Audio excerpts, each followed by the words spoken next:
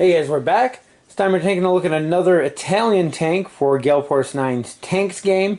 This time it's a Semovente, and I'm sure I'm mispronouncing that. My Italian's terrible.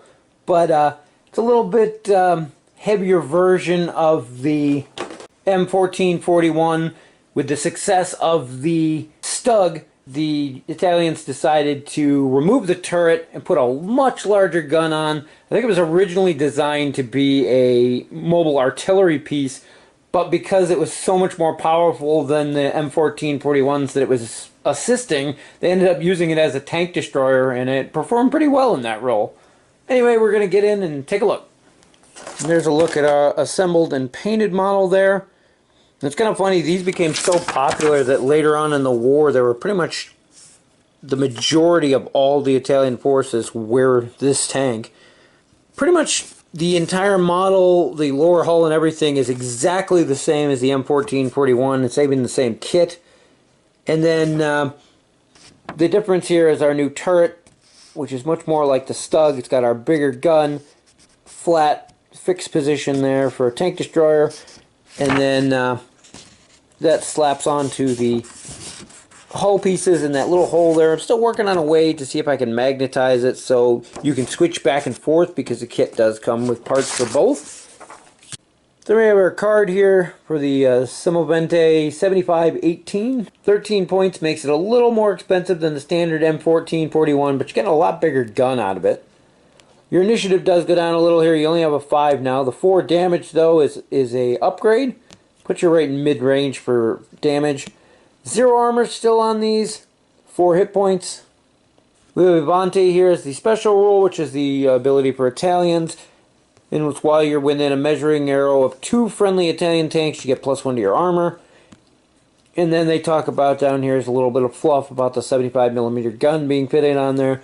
Does have the assault gun rule, which counts as a tank destroyer. Basically, you can only fire at things directly in front of you. There's a little bit of other rules to it too. They're in the main rule book though. But overall, it's a point and shoot type weapon, no turret. Onto our upgrade cards here, we have Pietro Bruno. He's one of our unique heroes. He gives us +2 initiative in the movement phase. And if this tank scores 1 or more uncancelled hits against the tank within close range, you may score an additional hit. Pretty nice there. Again, the Italians have these bonuses to be right up close in people's faces. Next we have Risky Loader. And that's when shooting at close range, this tank scores any uncancelled critical hits. You can exchange 1 critical for 2 hits. So basically, it gives you that option to do more damage at the cost of not doing a critical. And again, giving you that bonus at close range, which seems to be their go-to. Next we have Risky Gunner. When shooting at a tank at close range, you score criticals on a 5+ instead of 6+. So that means 5 or 6, you means you got a 1 in 3 chance of doing a critical, which is amazing. And you can either use that to pile up those criticals, or combine it with Risky Loader and convert one of those criticals at least into 2 additional hits. Well, 2 hits instead of 1 critical, but still nice. Next we have a Doctrine card, Italian Support. And this one does pretty much the opposite of what the German support card does. This one's for Italian units. It allows you to be allied with Germans and add your Italian tanks to a German platoon. Of course, they still have to have Italian and global upgrades on the Italian tanks. But it's a very nice thing to combine forces to build up an interesting mixed unit. And we have another Doctrine, Face the Enemy. It's +1 to your initiative. You can discard this card at the end of a movement phase to allow this tank and any friendly tank within a movement arrow to rotate to face any direction. Till the end of the turn, each tank that rotates in this way, it's an initiative of 0.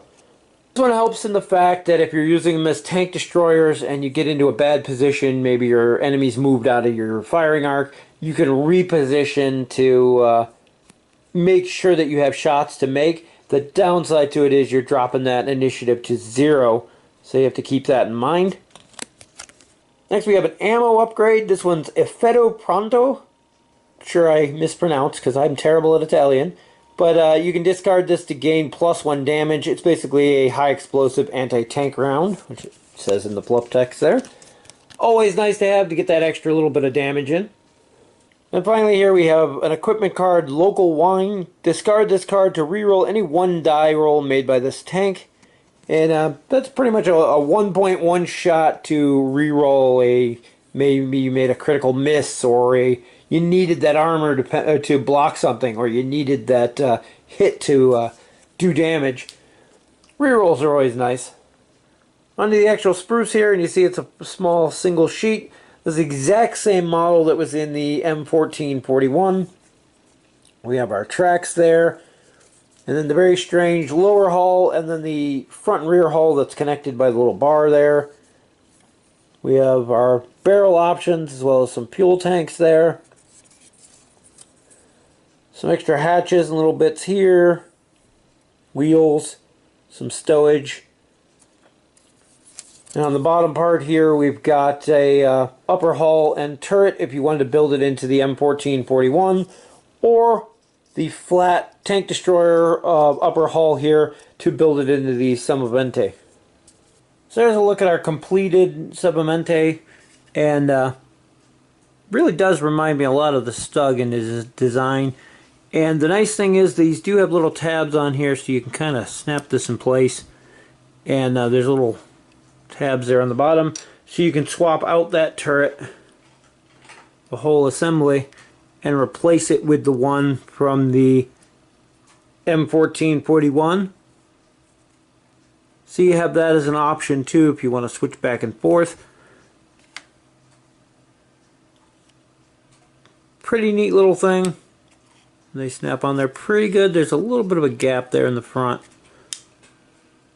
but without any magnets or anything, works pretty well. Neat little kit. So that's a look at our Italian Semovente. I like the fact that you can build it as either tank. I know I've said that already, but overall it's a nice little mid-range, lighter tank, I guess you would say. It's a tank destroyer, but at the same time it really doesn't have a lot of armor like some of them do. Your main focus on these is going to be the fact that they're cheap, so you're going to have a lot of them. They get the various bonuses for being grouped up. The doctrine that allows you to reposition yourself if things are out of your fire arc. The other really nice thing is the Italian support doctrine, which you can use to add your Italian tanks to a German force. One of the other expansions comes with a German support one, which allows you to add German tanks to your Italian force to support them and fill in the gaps for what you're missing, like a heavy tank to support your forces. So that's kind of a neat little thing you can do with them. The big thing with the Italians, though, is to keep them grouped up. The light tanks they have really get bonuses from being up in your face, where these, being a tank destroyer, you want to hold back a little bit, but you still get the bonuses for grouping them together, so keep that in mind.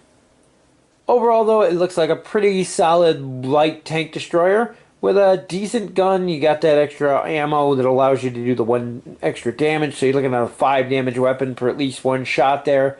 Pretty powerful for what it is for 13 points. And I'm interested to see how they hold up against the other tanks out there. Anyway, that's going to wrap it up for our look at the Italian Semovente. As always, thank you guys for watching, and we'll see you in the next video.